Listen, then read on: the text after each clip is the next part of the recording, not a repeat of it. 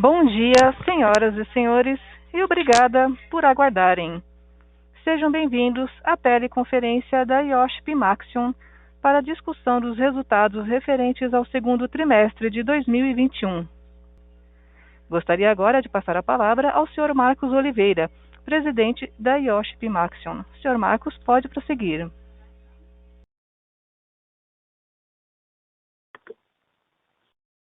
Bom dia a todos e bem-vindos à teleconferência de divulgação de resultados da IOSP Maxion referente ao segundo trimestre de 2021.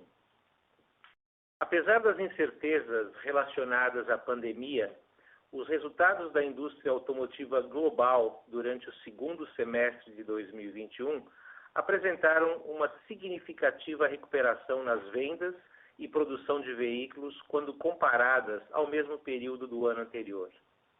A demanda nos principais mercados tem se mostrado consistente, porém o abastecimento de certos insumos, principalmente os semicondutores, ainda continua irregular, limitando a produção de veículos leves e com impacto menor na produção de veículos comerciais. A produção automotiva global, excluindo a China, segundo o IHS, apresentou um crescimento de 97% no segundo trimestre de 2021, em relação ao segundo trimestre de 2020, que foi o período mais impactado desde o início da pandemia. O destaque continua sendo o segmento de veículos comerciais, com crescimento em praticamente todas as regiões em que a companhia opera. Nossa receita operacional líquida atingiu 3,2 bilhões de reais, um novo recorde de faturamento trimestral da companhia, impulsionada principalmente pela forte demanda e produção de veículos comerciais. Alcançamos um EBITDA ajustado de 602 milhões de reais no segundo trimestre de 2021, um aumento expressivo em relação ao resultado negativo observado no ano anterior. Vale ressaltar que, mesmo sem considerar o ganho referente ao trânsito em julgado da ação judicial relativa à exclusão do ICMS da base de cálculo do PIS/COFINS, reconhecido no segundo trimestre de 2021, e outros efeitos não recorrentes, teríamos um EBITDA de 404,9 milhões de reais, com margem de 12,7%, um recorde trimestral da companhia. Nossos resultados operacionais do segundo trimestre de 2021 continuam refletindo o cenário de recuperação da produção mundial de veículos, a despeito da escassez de semicondutores, a evolução na execução e eficiência operacional, as reestruturações realizadas em 2020 e o efeito positivo do modelo de negócios diversificado da companhia em geografias, base de clientes, portfólio de produtos e segmentos leves e comerciais. Eu seguirei os slides contidos na apresentação disponibilizada no website da companhia.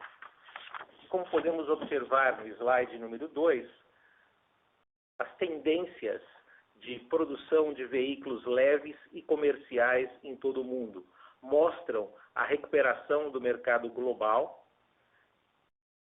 e a projeção para veículos leves em 2021 é de uma produção global de 82 milhões de veículos, um crescimento de 10% quando comparado ao ano de 2020 e um crescimento de 12% quando excluímos a China da produção global de veículos.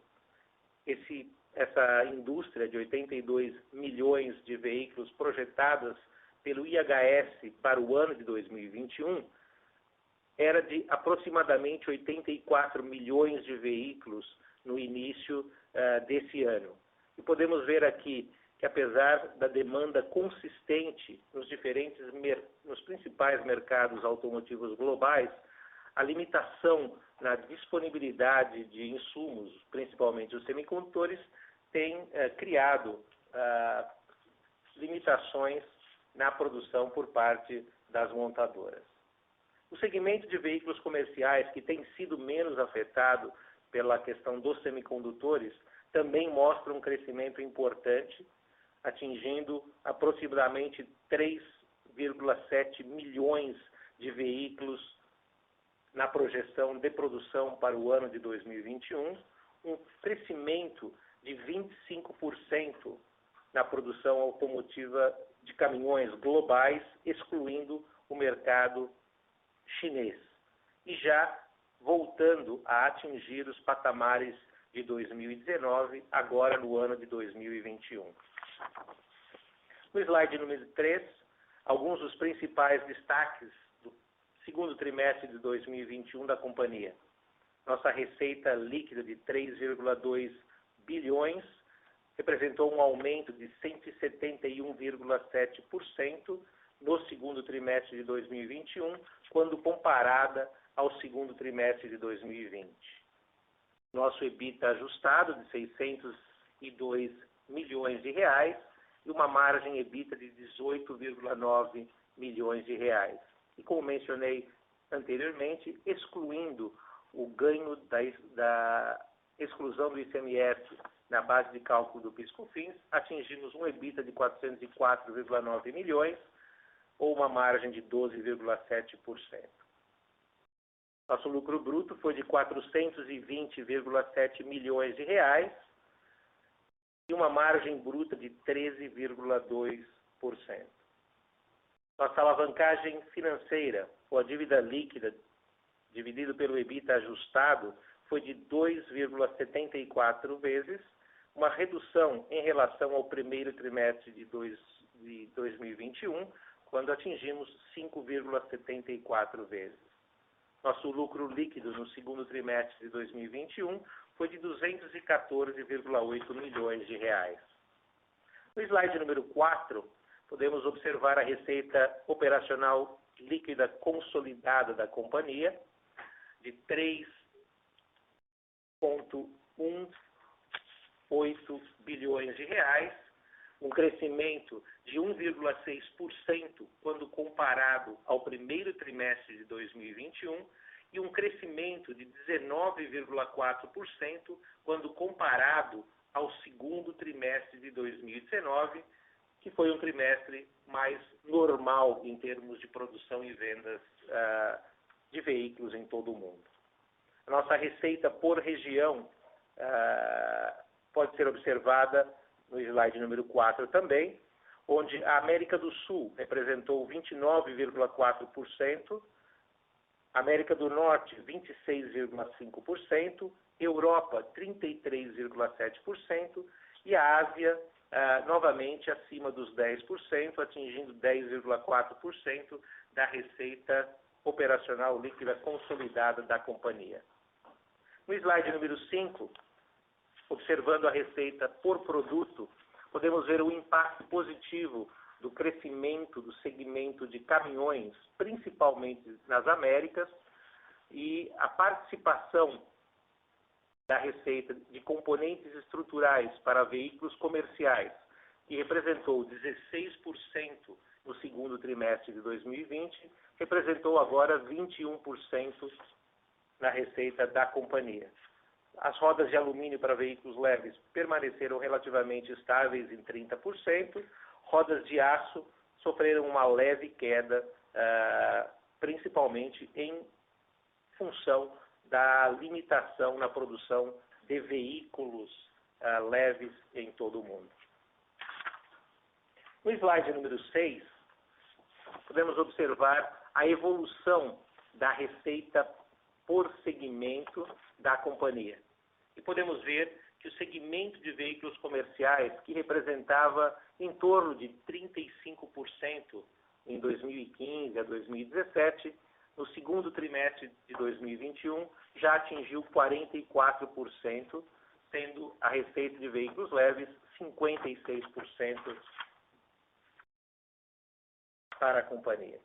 No slide número 7, a receita por cliente mostra principalmente a dinâmica de negócios das diferentes montadoras ao redor do globo, mas merece um destaque principalmente em função do crescimento no segmento de reposição da companhia, que representava 4,1% no segundo trimestre de 2020 e representou agora 6% no segundo trimestre de 2021. No slide número 8, olhando cada uma das principais regiões onde a companhia opera, na América do Sul, tivemos um crescimento na receita operacional líquida de 426,8%, atingindo uma receita de 936 milhões de reais no segundo trimestre de 2021. Lembrando que o segundo trimestre de 2020 foi o trimestre mais impactado pelo início da pandemia no ano de 2020, e o mercado brasileiro foi um dos mercados mais afetados naquele período. Podemos ver o desempenho do mercado automotivo brasileiro em termos de número de veículos produzidos, e vemos um crescimento na produção de veículos leves no segundo trimestre de 2021 de 286,6% e um crescimento no segmento de veículos comerciais de 259%. Podemos ver a participação na receita operacional líquida consolidada da companhia pela América do Sul, que representava aproximadamente 15% no segundo trimestre de 2020, novamente impactada significativamente pela pandemia naquele momento, e no segundo trimestre de 2021 representa 29,4%, novamente beneficiada pelo aumento de vendas no segmento de veículos leves, mas principalmente no segmento de veículos comerciais e novos negócios em rodas e componentes estruturais também. No slide número 9, olhando agora a América do Norte, atingimos uma receita operacional líquida de 844 milhões de reais, um crescimento de 145% em relação ao segundo trimestre do ano anterior. Em termos de número de veículos produzidos na América do Norte, o segmento de veículos leves apresentou um crescimento de 132% e o segmento de veículos comerciais um crescimento de 94%. Novamente, o crescimento do segmento de veículos comerciais foi importante ao longo do segundo trimestre de 2021 e observamos o abastecimento irregular de insumos, principalmente para veículos leves, na América do Norte de uma forma mais destacada. Podemos ver também o ramp-up da nossa fábrica de estampados no México, que iniciou no ano passado e continua de forma consistente ao longo do ano de 2021. A América do Norte, que representou 29,4% da nossa receita em 2020, representou agora 26,5% no segundo trimestre de 2021. No slide número 10, olhando o mercado europeu, podemos ver uma receita operacional líquida de 1 bilhão e 72 milhões de reais, um crescimento de 86% com relação ao segundo trimestre de 2020. Crescimento na produção de veículos na Europa, no segmento de veículos leves, foi de 88,5% e no segmento de veículos comerciais de 75,7%. A Europa, que foi menos afetada no segundo trimestre do ano anterior com relação aos outros mercados, representou 49,2% da receita consolidada da companhia no segundo trimestre de 2020 e em 2021 voltou para um patamar mais normalizado em torno de 33,7% da nossa receita global. No slide número 11, olhando agora o mercado asiático e outros, principalmente os mercados da Índia, Tailândia e China, que representam a maior parte das nossas receitas na Ásia, tivemos um crescimento de 348,5% na receita operacional líquida no segundo trimestre de 2021.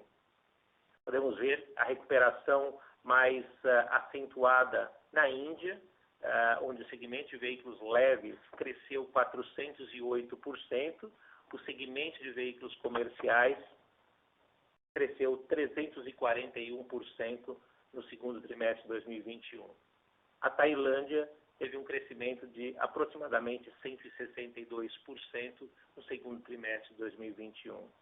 O crescimento na região foi limitado pelo surto de casos de Covid-19 na Índia e pela recuperação automotiva mais lenta na Tailândia. O aumento de produção na China para o segmento de veículos comerciais foi um dos destaques do trimestre também, e o ramp-up da nossa fábrica de rodas de alumínio na Índia, que está em andamento, e teve um crescimento de 239% em seu volume de produção no primeiro semestre de 2021, quando comparado ao primeiro semestre de 2020. No slide número 12, atingimos um lucro bruto de 421 milhões de reais no segundo trimestre de 2021 e uma margem bruta de 13,2%. O aumento do lucro bruto no segundo trimestre foi devido ao crescimento da receita e maior alavancagem operacional da companhia. No primeiro semestre de 2021, atingimos um lucro bruto de 830 milhões de reais e uma margem bruta de 13,1%, quando comparado a 1,4% no primeiro semestre de 2021. No slide número 13, olhando o EBITDA ajustado e a margem EBITDA da companhia, atingimos um EBITDA de 602 milhões de reais no segundo trimestre de 2021, em comparação a um EBITDA negativo de 144 milhões de reais no segundo trimestre de 2020. Lembrando que o EBITDA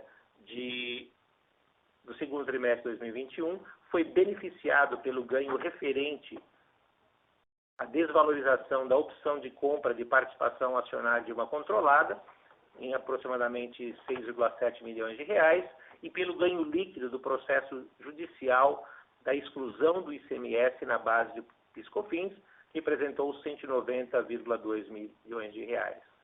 Desconsiderando os efeitos não recorrentes, o EBITDA do segundo trimestre de 2021 foi de 404,9 milhões de reais e uma margem EBITDA de 12,7%.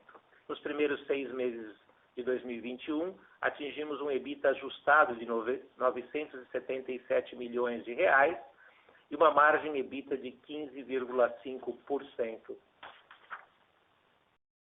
No slide número 14, podemos ver o lucro líquido da companhia de 215 milhões de reais no segundo trimestre de 2021, em relação a um prejuízo líquido de 352 milhões de reais no segundo trimestre de 2020. Ao longo dos primeiros 6 meses do ano, atingimos um lucro líquido de 266 milhões de reais no primeiro semestre de 2021, com relação a um prejuízo líquido de 343 milhões de reais no primeiro semestre de 2020.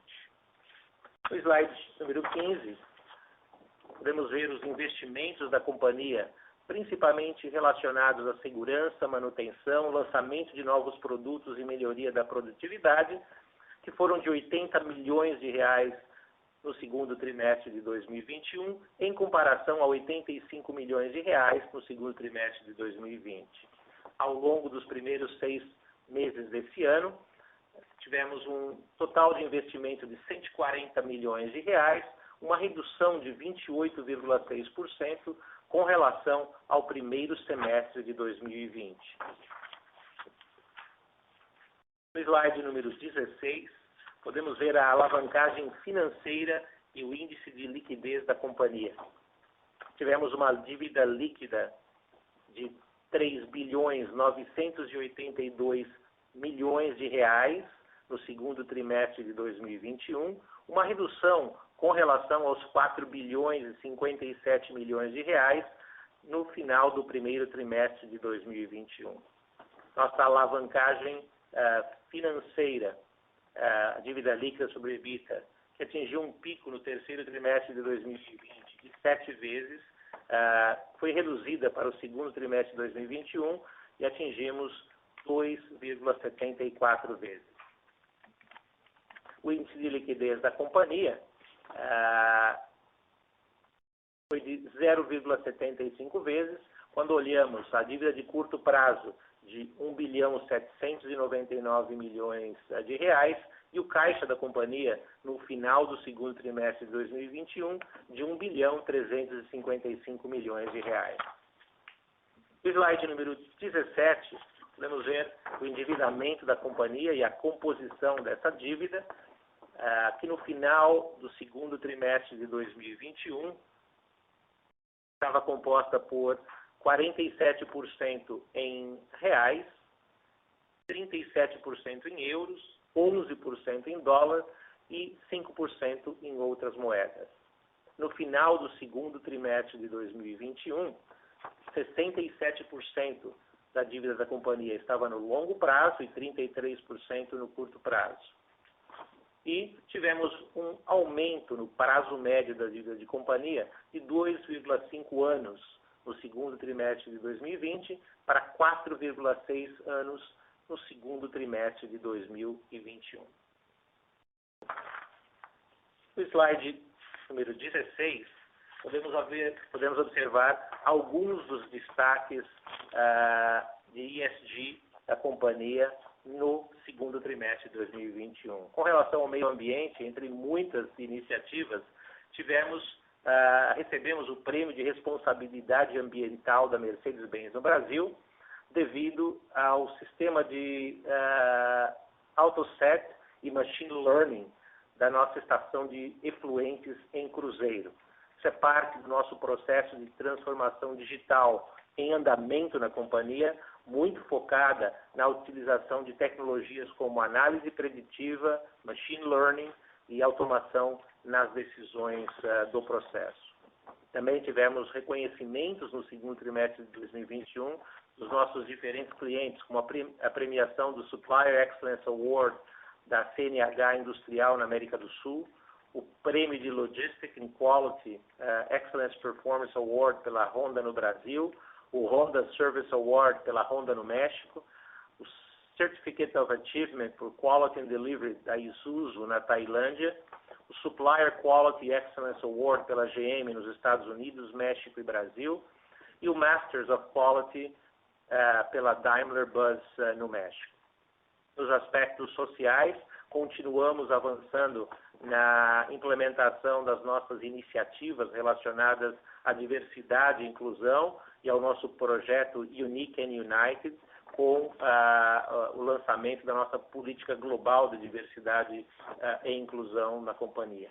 Tivemos também uma campanha de doação de alimentos nas fábricas do Brasil, onde estamos doando aproximadamente 15 toneladas de alimentos destinados às famílias carentes das cidades onde a IOSP-Maxion está presente.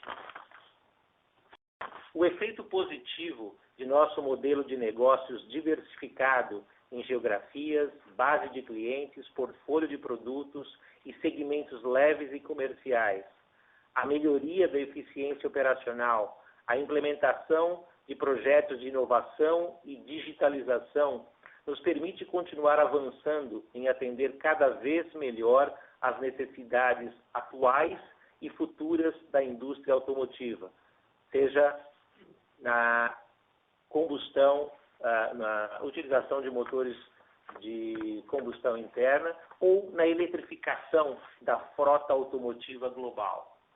Isso podemos observar nos diferentes prêmios e reconhecimentos recebidos de nossos clientes em todo o mundo. Nossa busca pelo crescimento global nos diferentes produtos e segmentos onde atuamos possibilitou, durante o primeiro semestre de 2021, um aumento de quase 237% nos volumes produzidos na nova fábrica de rodas de alumínio na Índia, um aumento de 477% na produção em nossa nova linha de estampados no México, sempre em relação ao primeiro semestre de 2020. Em relação à produção de rodas de alumínio na China, em parceria com a Dongfeng, continuamos com a construção da fábrica, bem como a instalação de equipamentos, com a previsão de começo das operações no início de 2022. Permanecemos atentos aos movimentos de mercado e preparados para sempre agir de forma tempestiva. Manteremos o foco na execução da agenda estratégica de longo prazo, com os projetos de inovação e digitalização, avançando de forma consistente na eficiente utilização de nossa capacidade produtiva, lançamento de novos programas e alinhados com os temas ambientais, sociais e de governança. Com isso, nós gostaríamos de abrir para a sessão de perguntas e respostas. Iniciaremos agora a sessão de perguntas e respostas. Para fazer uma pergunta, por favor, digite *1. Para retirar a pergunta da fila, digite *2.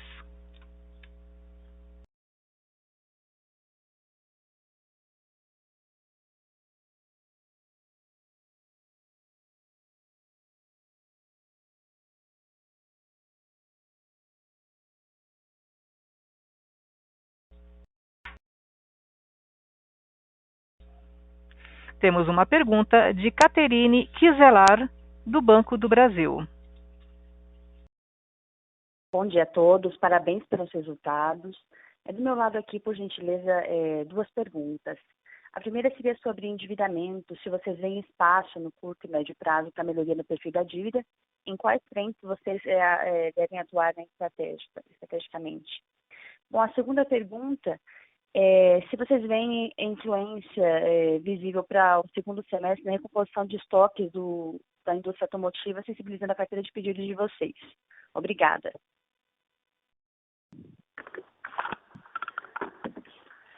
Bom dia, Caterina. Aqui é o Elcio. Obrigado aqui pela pergunta.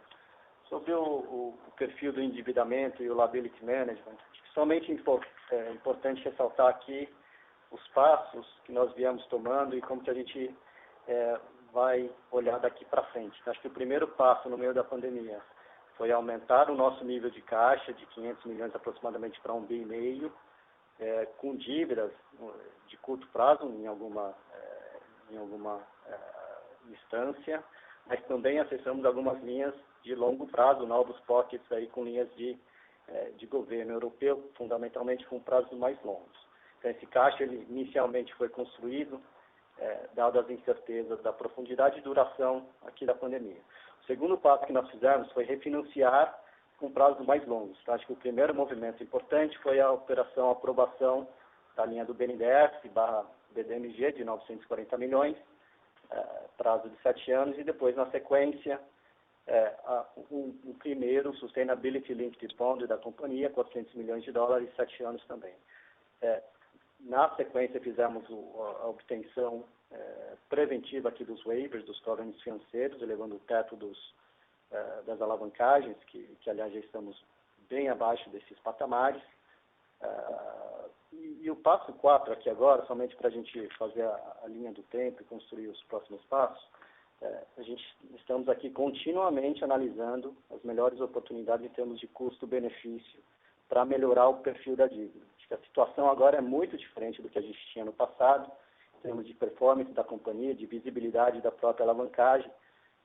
Importante mencionar também que as operações que nós fizemos longas, seja no mercado de capitais internacional, ou até o que nós desembolsamos aqui do BNDES, eles serviram para liquidar operações bancárias, que, portanto, abriram uma capacidade e flexibilidade também no próprio mercado bancário. Além de, obviamente, estrearmos no mercado de capitais internacional, e que pode também ser outras alternativas aqui, daqui em diante. Onde que nós estamos aqui hoje? Dito tudo isso, a estratégia da companhia de continuar uma redução aqui gradual do seu caixa e aplicação desse excesso de caixa na amortização da dívida bruta, para a otimização aqui da estrutura de capital. A gente tinha da linha do BNDES, BDMG, 940 milhões, desembolsamos 320 milhões, então temos ainda 620 milhões para desembolsar. Somente lembrando que temos contratualmente até fevereiro de 2023 para desembolsar esse valor. Então, não temos nenhuma pressa ou urgência. Então, estamos aqui avaliando diferentes alternativas e opções para continuar avançando nesse tema. Então, acho que respondendo a sua pergunta aqui, sim, nós temos claramente oportunidades e opções para continuar avançando nesse tema e vamos estar analisando assim quando as oportunidades vierem de forma mais contundente e acharmos que é o melhor momento de executarmos. Caterine, com relação à sua segunda pergunta, que é o Marcos, obrigado pela pergunta e pelo comentário.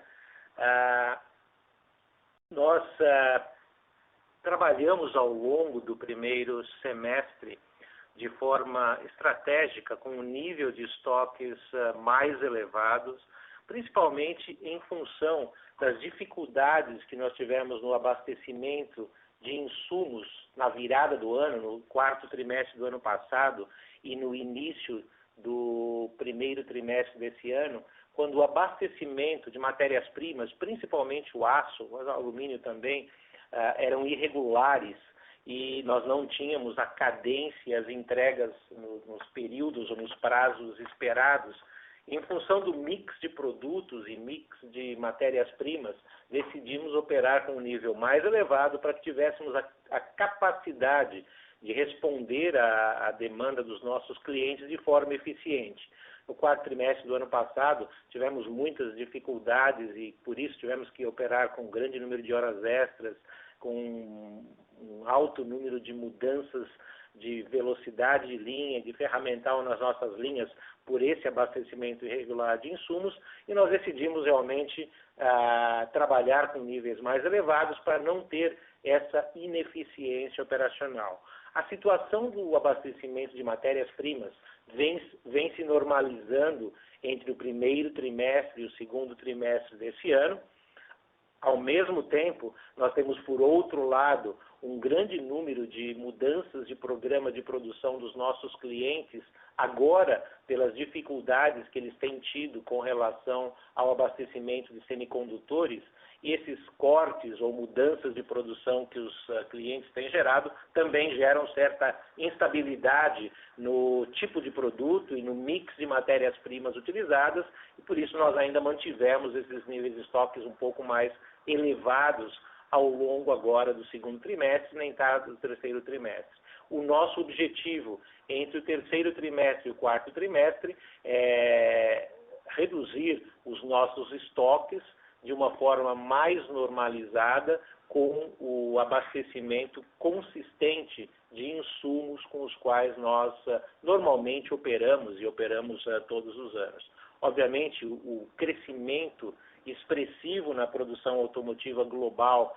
esse ano foi um motivo também de aumento na utilização de matéria-primas e de estoques para atender esses altos volumes de produção, mas esperamos realmente com a estabilização no abastecimento de matérias-primas e uma visibilidade melhor e uma consistência melhor no abastecimento de semicondutores para os nossos clientes, esses programas de produção comecem a ser mais consistentes ao longo do segundo semestre, principalmente no quarto trimestre desse ano e na entrada do próximo ano, que nos permitiria operar, eu diria, com os níveis mais normalizados de estoques que a gente opera normalmente.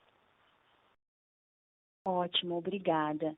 Se você me permite, se vocês puderem comentar como foi a dinâmica de repasse de preços nesse segundo trimestre, o que vocês têm visto ao longo do terceiro trimestre para segundo semestre desse ano, eu agradeço. Caterine, a gente tem sido muito consistente desde o início do ano em buscar repassar os aumentos da matéria-prima, como nós fazemos historicamente e como temos conseguido historicamente repassar 100% desses aumentos para os nossos clientes. Eles ocorrem, obviamente, de maneira diferente em cada região, em cada cliente, dependendo do contrato, do acordo de compra que nós temos com os clientes. Em alguns casos, nós temos fórmulas pré-definidas que têm um certo time lag para o ajuste dos indicadores como o CRU ou o LMI no mercado internacional, para que esses preços atualizados de matéria-prima se vejam refletidos nos nossos produtos, e em outros produtos e mercados, regiões, ele é negociado cliente a cliente, produto a produto. Eu diria que ao longo do primeiro semestre a gente vem fazendo esses aumentos de forma consistente, dentro das nossas expectativas em termos de valores e de prazos, e acreditamos que isso deve continuar ocorrendo ao longo do segundo semestre, à medida que existam variações nos preços da matéria-prima. Então, a estratégia estabelecida ao longo dos últimos anos e ao longo desse ano, eu diria, tem se mantido consistente e dentro das expectativas da companhia. Certo, muito obrigada pelas respostas. Bom dia a todos. A próxima pergunta é de Vitor Mizuzaki, do Bradesco BBI. Oi, bom dia, parabéns pelos resultados. Eu tenho duas perguntas. A primeira, quando a gente olha a alavancagem, né, a gente já vê abaixo desse patamar do covenant, né, de 3,5, e a gente vê uma tendência de queda, né, chegando abaixo de 3 vezes até o final desse ano, na nossa projeção. Eu queria entender do lado de vocês, né, dado que essa tendência deve continuar também em 2022, 2023, que daria para a IOSP, né, de repente, pensando em novos projetos e de repente voltar a ser discutido?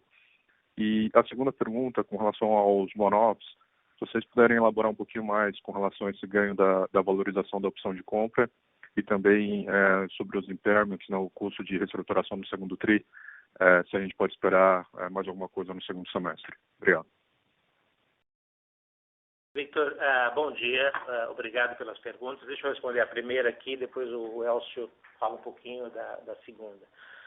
Com relação à alavancagem, era o nosso plano e continua sendo de manter o foco no fortalecimento do nosso balanço. Esse foi o nosso trabalho realmente ao longo do segundo semestre do ano de 2020, quando a indústria começou a se recuperar depois da pandemia, e ao longo agora do ano de 2021. Então, esse foco muito grande no nosso balanço é importante para a redução contínua da alavancagem financeira, e nós esperamos que isso continue ocorrendo ao longo dos próximos trimestres. Mesmo focando nesse aspecto da robustez do nosso balanço, nós temos investido no aumento da nossa eficiência operacional nas diferentes fábricas que nós temos em todo o mundo, e também no lançamento daquelas fábricas que nós tínhamos no nosso planejamento estratégico, como, por exemplo, a fábrica de rodas de alumínio na Índia, que está no seu período ainda de ramp-up. Nós iniciamos no final de 2019, continuamos em 2020 e avançamos agora ao longo de 2021. Então, nós temos ainda o ramp-up para ocorrer ao longo dos próximos trimestres. Nós temos a fábrica de estampados no México, também em período de ramp-up, e essas fábricas nós fizemos os investimentos principais lá na frente, mas ainda existem alguns investimentos incrementais que têm ocorrido trimestre a trimestre. À medida que a gente vai aumentando a produção, a gente vai instalando novos equipamentos para esse aumento de produção. E a construção da fábrica de rodas de alumínio na China. Esse ano nós avançamos na construção da fábrica, já estamos fazendo as instalações de equipamentos e ela deve ocorrer ao longo desse ano para que a gente inicie o ramp-up no próximo ano. Então, o nosso foco tem sido realmente principal no nosso balanço, na melhoria da nossa eficiência operacional, no lançamento de novos programas, de novos produtos. Nós ganhamos uma série de novos programas e novos produtos em todo o mundo, realmente ao longo do ano passado, e esses programas e produtos estão sendo lançados ao longo do ano de 2021, 2022. Então, temos investimentos para atender esses novos programas, novos produtos, muito alinhado ao crescimento orgânico naqueles mercados, naqueles produtos onde a gente vê uma oportunidade interessante, não só de maior penetração ou de atender um mercado que está em fase de crescimento. Temos investido também na inovação, na engenharia avançada, para aumentar o valor agregado dos nossos produtos no futuro da mobilidade, os nossos produtos que são relevantes nos motores de combustão interna e permanecerão nos motores dos veículos elétricos. A gente tem trabalhado em fazer com que esses produtos possam trazer ainda maior valor agregado para os nossos clientes. E esse é o foco agora ao longo de 2021, entrando em 2022. Claro que no futuro a gente pode sempre continuar observando oportunidades de mercado e estarmos preparados para eventuais oportunidades, mas esse não é o nosso foco. O nosso foco 2021, 2022 é realmente nos aspectos que eu mencionei anteriormente, crescimento orgânico, fortalecimento do nosso balanço e lançamento de novos programas e melhoria da produtividade. Só ia complementar aqui, Vitor, eu sei que quando você mencionou a alavancagem, provavelmente você excluiu o PIS/COFINS, mas hoje estamos em 2,74 vezes, né? Tem um efeito, sem dúvida, aqui do PIS/COFINS, que ele não é um caixa imediato, mas ele é um caixa que vai sendo monetizado aí ao longo dos próximos períodos, e ele também é selicado aí na sua natureza. Então, acho que a gente vai monetizando isso também aqui ao longo dos próximos anos. Em relação ao ganho, 6,9 milhões, é referente à desvalorização da opção de compra de uma participação acionária de uma controlada. Nós temos uma fórmula embutida que até dados os resultados que veio do ano anterior, né, com todos os impactos da pandemia, teve uma desvalorização nessa opção de compra, ela é realizada aqui anualmente, então você viu esse mesmo efeito no ano passado, então ele ocorre aqui de forma anual, para cima ou para baixo, dependendo um pouco dos resultados, então você tem um pouco desse histórico e ocorre de forma anual. Em relação aos gastos com reestruturações internas, cada vez menos, né, a gente já mencionou a grande parte do nosso processo de reestruturação foi realizado ano passado, nós estamos aqui em execução nesse ano do fechamento da planta de Acre, e ele caminha, na realidade, aqui muito bem, e cada vez menos esperado aqui os impactos em decorrência desse tema, somente aqui acompanhando as grandes atividades que nós já iniciamos ali no ano passado. Ótimo, obrigado. Senhoras e senhores, lembrando que para fazer uma pergunta, por favor digitem *1. A próxima pergunta é de Guilherme Nunes, da Condor Insider. Oi, pessoal, tudo bem? Parabéns pelos resultados. Eu gostaria de tirar algumas perguntas.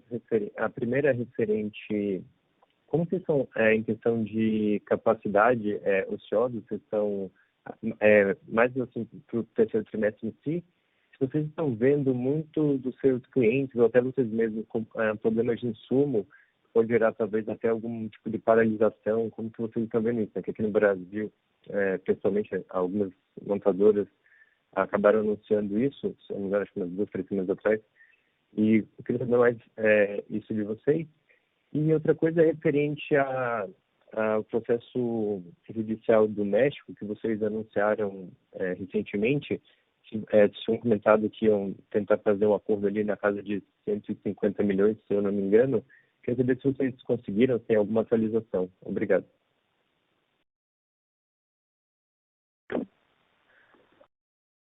Guilherme, bom dia. Com relação à utilização de capacidade, ela é bastante diversificada, dependendo da região e diferente tipo de produto.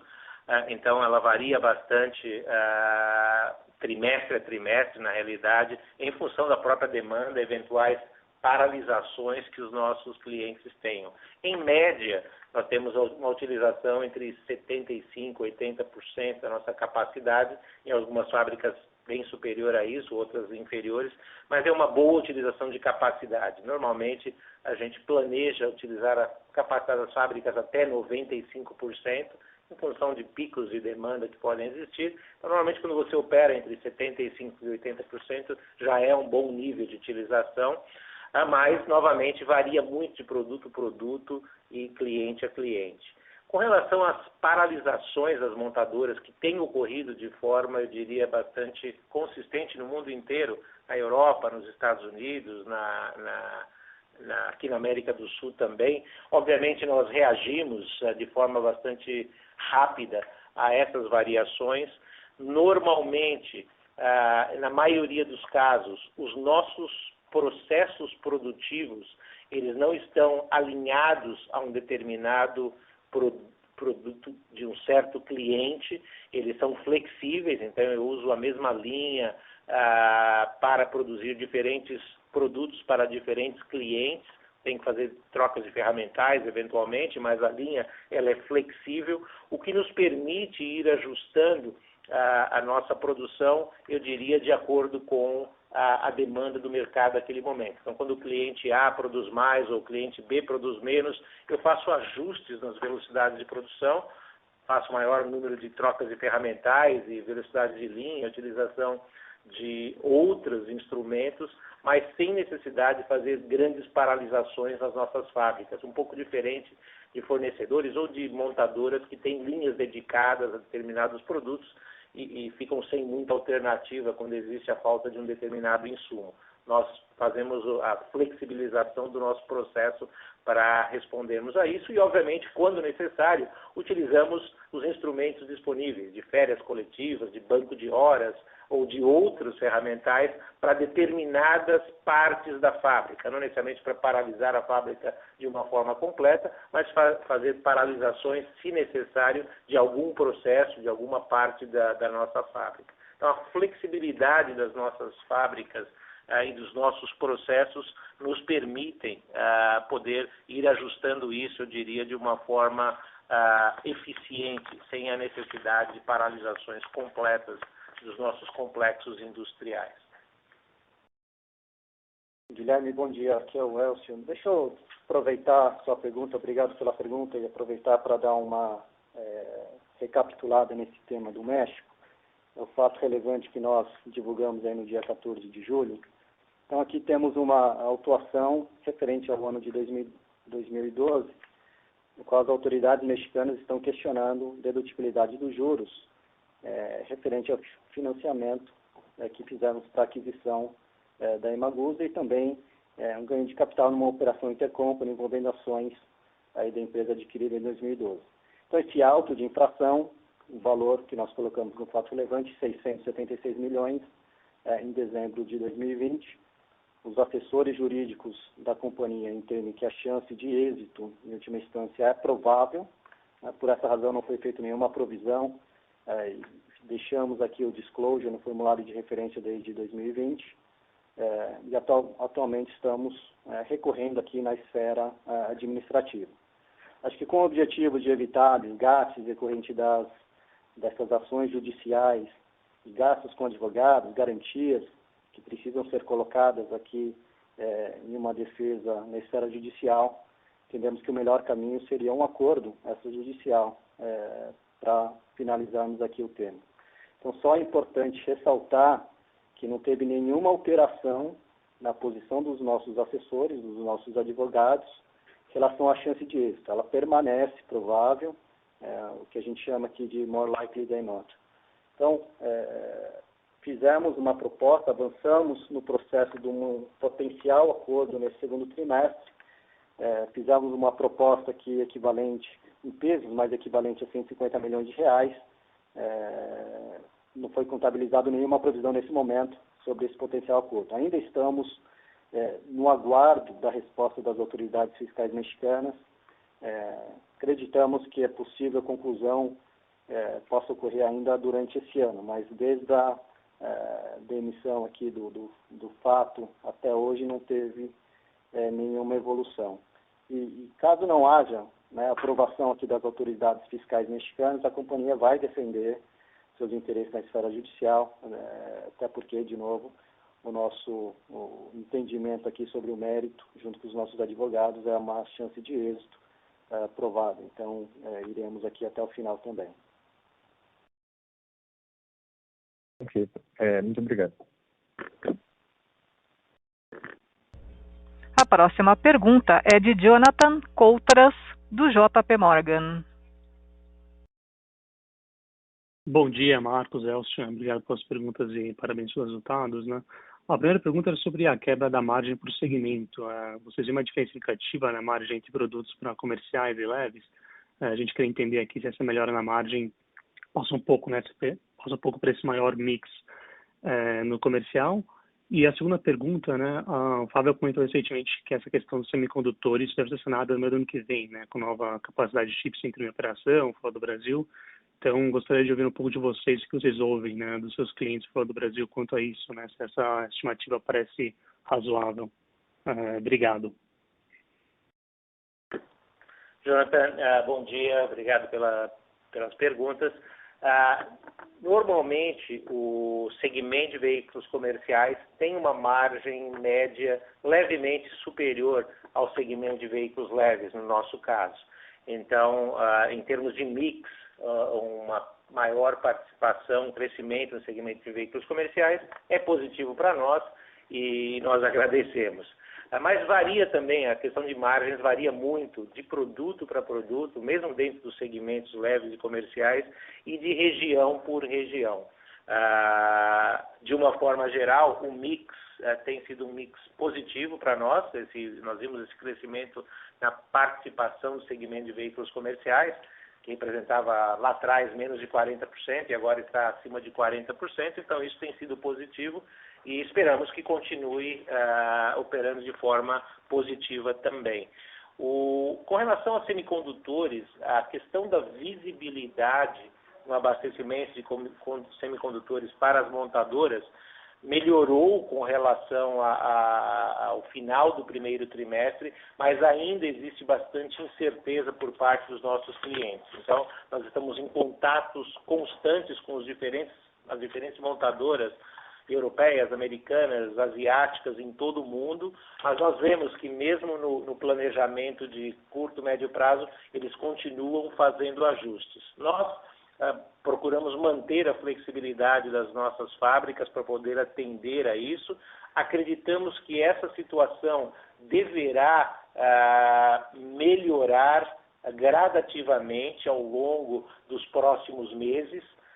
E toda a indústria indica que essa é uma situação que não estará completamente resolvida até o ano de 2022, em função das novas capacidades de wafer fab, de fabricação de chips e semicondutores em todo o mundo. Então, ela é uma melhora gradual em função da melhor visibilidade e do melhor planejamento dos clientes, mas, ao mesmo tempo, nós sabemos que isso ainda poderá estar afetando a indústria talvez em dimensões menores ao longo do quarto trimestre desse ano e com melhora gradual ao longo do ano de 2022.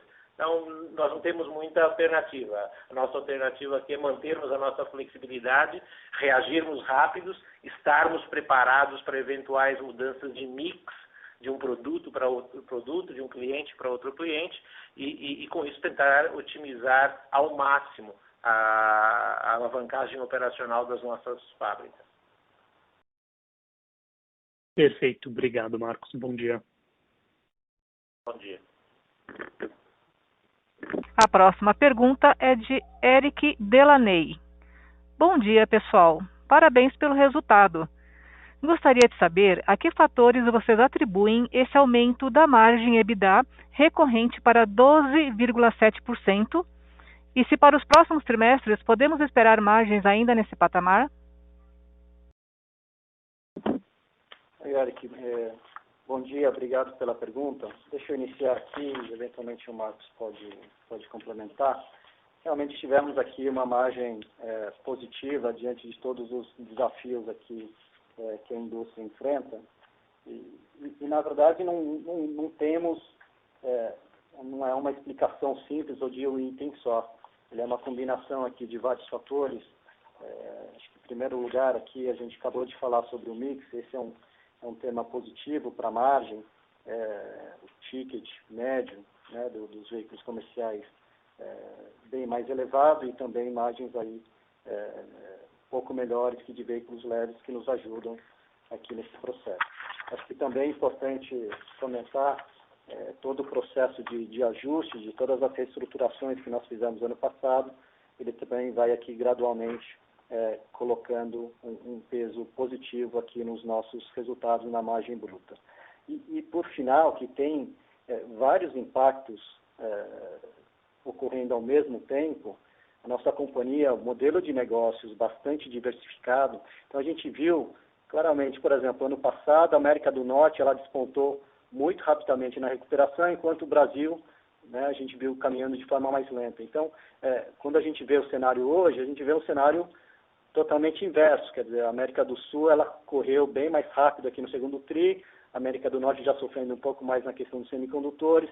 Então, a gente vai oscilando e o nosso modelo vai de negócios diversificado nas suas regiões geográficas, temos segmentos leves e comerciais. Então, a gente tem a flexibilidade. Então, o Marcos comentou aqui, né, estamos muito bem, obrigado, mas depende do mercado. Então, o mercado ele pode ir mais na direção de comerciais, mais para leves. Acho que é importante estarmos aqui com a nossa capacidade, com a nossa gestão, agindo de forma bastante tempestiva para atender o mercado. Então, acho que tem todas essas combinações de fatores. No começo do qual falamos aqui também de uma pergunta sobre a execução, sobre o repasse de preço, que também, de forma consistente e buscando aqui os melhores resultados, e na verdade é somente a recomposição do custo que vem aumentando, e a gente percebe isso claramente aí no mercado das commodities.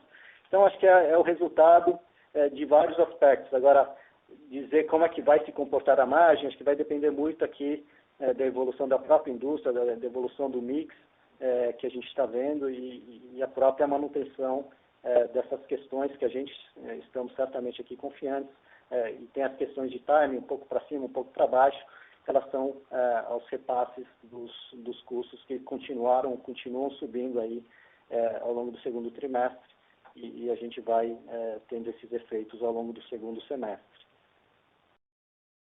Eu ia reforçar aqui também, que um ponto sobre os volumes e como isso, a companhia tem uma questão de alavancagem operacional grande, né? Então, à medida que os volumes vão retornando e vão crescendo, isso melhora muito a nossa eficiência e execução operacional. Quando a gente olha, até no primeiro slide que o Marcos mostrou na apresentação, um pouco desses efeitos dos semicondutores impactando a oferta nesse primeiro momento, a demanda, né, o que a gente escuta de todos os lugares, a demanda permanece presente por todos os outros efeitos macroeconômicos impactando as economias mundiais. Então, a demanda continua presente. E quando olhamos, mesmo com um cenário de hoje, né, IHS, LMC, veículos leves e comerciais, para 2022, crescimento esperado, com a situação de hoje, já entendida de semicondutores aplicada aqui nos modelos, eles esperam um crescimento de 12% em veículos leves e mais 14% em veículos comerciais, excluindo a China. Né? A China aqui para a gente começa a ter uma relevância maior no ano que vem, mas ainda muito pequena no todo, mas é um cenário bastante favorável aqui de crescimento de volumes e portanto, também de alavancagem operacional da companhia. Acho que só um comentário, o Elcio resumiu bem a situação como um todo. O esforço na melhoria, no ganho de produtividade, de competitividade das nossas fábricas é constante, isso é algo que nós nunca paramos ou não paralisamos, fazemos isso de forma bastante consistente.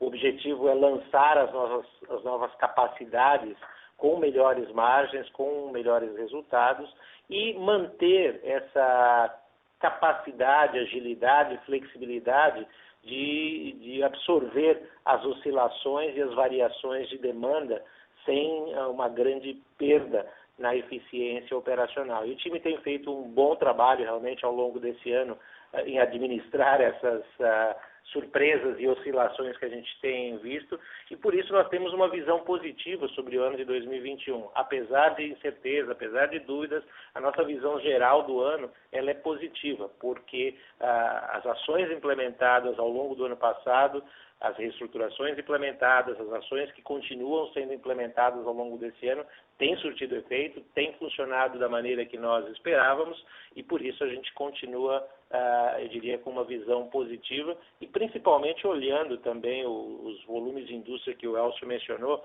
o crescimento em 2021 com relação a 2020 e o crescimento projetado para 2022 também. Nós sabemos que a demanda automotiva global ela é consistente, ela continua ainda alta na América do Sul, na América do Norte, na Europa, ela não está sendo atendida pela limitação na capacidade das montadoras em função das limitações de semicondutores, e é uma demanda que terá que ser atendida ao longo desse ano, terá que ser atendida ao longo do próximo ano. Isso nos dá essa visão, eu diria, construtiva e positiva sobre a indústria e sobre a companhia.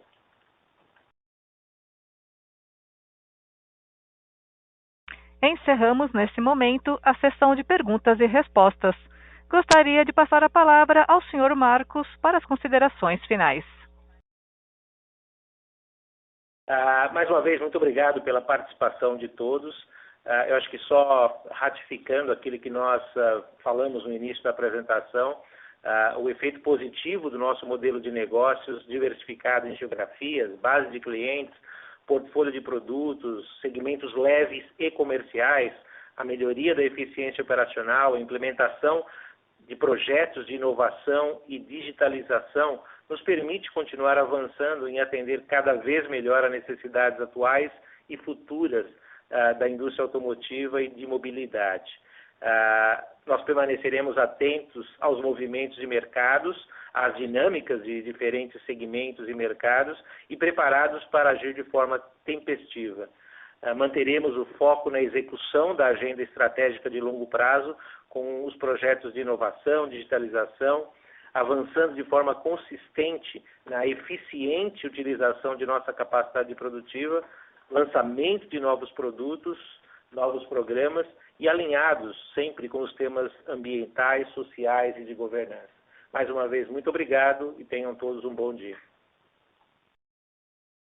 A teleconferência da IOSP Maxion está encerrada.